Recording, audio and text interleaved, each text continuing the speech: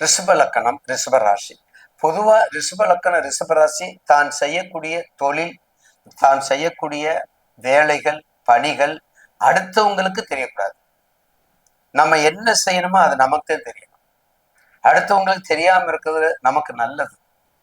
ஏன்னா ஒரு தொழிலை செய்யும் பொழுது, ஒரு நிர்வாகத்துல போகும்போது எல்லாம் இந்த கிராமத்துல சொல்லும்போது டம்பரா அடிச்சுட்டு போறோம்னு சொல்லும்போது அந்த மாதிரி போயிடக்கூடாது. அப்படி போயிடக்கூடாது. உங்களுக்கு என்ன தேவை? ஏற்கனவே காலபுருஷனுக்கு 2வது இடம்.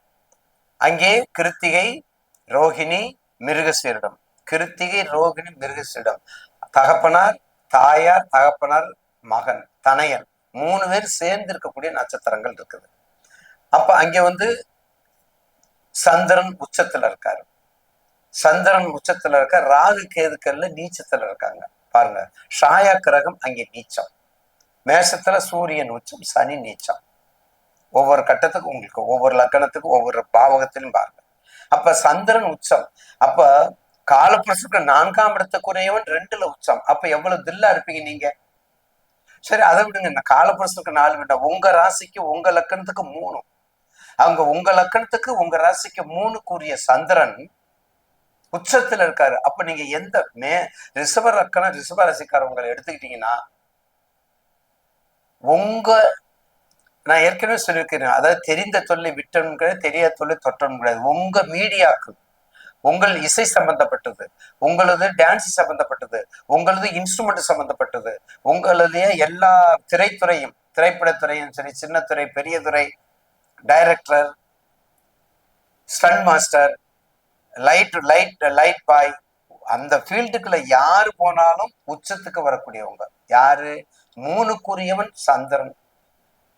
கடகலக்கணம், கடகராசிக்கு 3க்குரியவன் அங்கே உச்சமாயிறாரு. உங்க வீட்டுல உச்சமாயிடுறாரு. எதிர்பாராம உங்க வீட்டுல இருக்காரு வைங்க, ரொம்ப பயங்கரமா இருக்கும். தசாபத்தியை மட்டும் நீங்க சப்போர்ட்டா வச்சுக்கிட்டீங்கன்னா எங்கேயே போயிடலாம். அதுல மாற்று கருத்தே இல்லை. ஏன்னா நீங்க அதுல யார் இருக்கிறா நல்லா யோசிங்க நேயர்கள். அதுல கிருத்திகையில பிறந்திருப்பீங்க, இல்லைன்னா ரோஹிணியில பிறந்திருப்பீங்க, இல்லைன்னா மிருகசீரிஷத்துல பிறந்திருப்பீங்க. 3 நட்சத்திரம். அப்ப கிருத்திகைன்னா என்ன திசை? சூரிய திசை. அடுத்து சந்திர திசை, அடுத்து செவ்வாய் திசை. அப்ப சூரியன், சந்திரன், செவ்வாய் இந்த 3 திசையில நீங்க பிறந்திருக்கணும். அப்ப அந்த 3 திசையில பிறக்கிறவங்களுக்கு ரிஷப லக்கணம் பகையானவங்க எல்லாமே. சூரியன், சந்திரன், செவ்வாய் எல்லாம் பகையை. அப்ப சூரிய திசைக்கு அடுத்து என்ன? சந்திர திசை 10 வருஷம். அடுத்து செவ்வாய் திசை. அப்ப சந்திரனுக்கு செவ்வாய் 7 வருஷம். அடுத்து ராகு 18 வருஷம். எப்படி இருக்கும் உங்களுக்கு? எங்கேயே போய் விட்டுரும் உங்களை.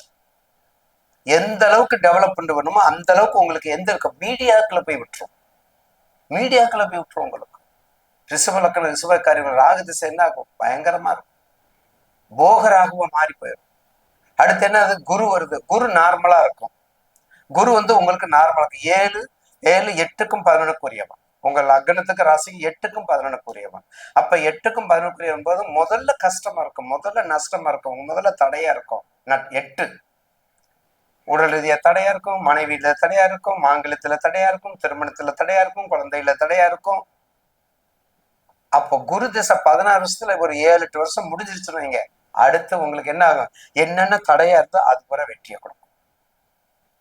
என்னென்ன தடையா இருந்தா அது போல வெற்றியை கொடுக்கும். அதுதான் அதனுடைய சூட்சம பாயிண்ட். அதுதான் வெற்றியை கொடுக்கக்கூடிய பாயிண்ட். அதுதான் வாழ்க்கையை உயர வைக்கக்கூடிய பாயிண்ட். இதை விட உங்களுக்கு என்ன வேணும்? சும்மா என்ன தேசம் நடக்குது, என் ராசிக்கு என்ன தொழில், இதெல்லாம் வேண்டாம். அரைச்சமாவே அறக்கக்கூடாது. இந்த தடவை நேயர்களுக்காக. அப்ப ரிஷப லக்கணம், ரிஷப ராசிக்கு உங்க ராசிக்கு 2க்கு 5க்குரிய, லக்கணத்துக்கு 2க்கு 5க்குரிய புதன். புதன் எது கெட்டு போனாலும் 2ஆம் இடமும் 5ஆம் இடம் கெட்டு போக கூடாது. ஏன்னா 2க்கு 5க்குரிய இடம் ரொம்ப மிக உயர்ந்த இடம். வாழ்க்கையை நிர்மாணம் பண்ணக்கூடிய இடம். வாழ்க்கையை நமக்கு நிர்மாணம் பண்ணக்கூடிய இடம். அப்படிப்பட்ட இடம் 2க்கு 5க்குரிய இடம். அதனால அதை நீங்க பார்த்துக்குங்க. நிச்சயமாக உங்க வாழ்க்கை செழிப்பாக அமையும். உங்கள் ராசிக்கு வேற குரு வேற அந்த கோச்சாரத்துல பாருங்க. சனி 11 இருக்காரு, ராகு 10ல இருக்காரு, கர்மாதிபதியா இருக்காரு, நட்பு கிரகமா இருக்காரு, நட்பு வீட்டுல இருக்காரு. உங்களுக்கு தர்ம கர்மாதிபதி யோகம் அப்படியே சொல்லலாம். தர்ம கர்மாதிபதி ரிஷபராசி, ரிஷபலக்கணம் தர்ம கர்மாதிபதி தான். 9க்கும் 10க்குரியவர் சனீஸ்வரன். ராகு இருந்தானே சனீஸ்வரன் தானே, 2 பேரும் ஒரு கேரக்டர் தான். உங்க தசாபத்திய பாத்துக்குங்க. ஏஜை பார்த்துக்கோங்க. உங்க உங்க உங்க ஜனன ஜாதகத்தை எடுத்துக்கோங்க. இப்ப ஐயா சொல்றதுல உங்களுக்கு சாமி சொல்றதுல வந்து மேஷ லக்கணத்துக்கு சொல்லு மேஷத்துக்கு சொல்லிட்டேன். அப்ப ரிஷபத்துக்கு சொல்லும்போது அப்ப நம்ம இருக்கலாம் ரிஷபமா, அப்ப நமக்கு சந்திரன் எங்க இருக்காரு, அப்ப செவ்வாய் எங்க இருக்காரு, அப்ப லக்னாதிபதி எங்க இருக்கு, உச்சத்துல இருக்காரா, மீனத்துல உச்சத்துல இருக்காரா, இல்ல கன்னில நீச்சத்துல இருக்காரா, இதெல்லாம் பார்த்துட்டு சந்தேகம் இருக்கும்போது கேளுங்க. அப்பதான் ஒரு தெளிவு கிடைக்கும் உங்க ஜாதகத்துல. நீங்க வழிபட வேண்டியது கண்டிப்பாக பிரதோஷ வழிபாடு நல்லா பண்ணணும்.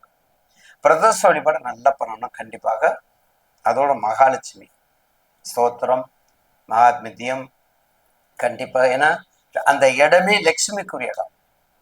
அந்த இடமே லட்சுமிக்கு ஒவ்வொரு அமாவாசையும் வில்வ மாலை சாத்துங்க, வில்வ மாலை சாத்துங்க. ஒவ்வொரு அமாவாசைக்கும் லட்சுமிக்கு துளசி இல்ல வில்வ மாலை சாத்துங்க. 6 நெய் தீபம் போடுங்க. 21 சுத்து சுத்துங்க. எந்த எந்த கோயிலுக்கு போனாலும் 21 சுத்து. தந்தைக்கு 10, தாய்க்கு 10, தனக்கு 1. 21 சுத்து சுத்துங்க. நிச்சயமாக வெற்றி மேல் வெற்றி கனியை பறிக்கலாம்.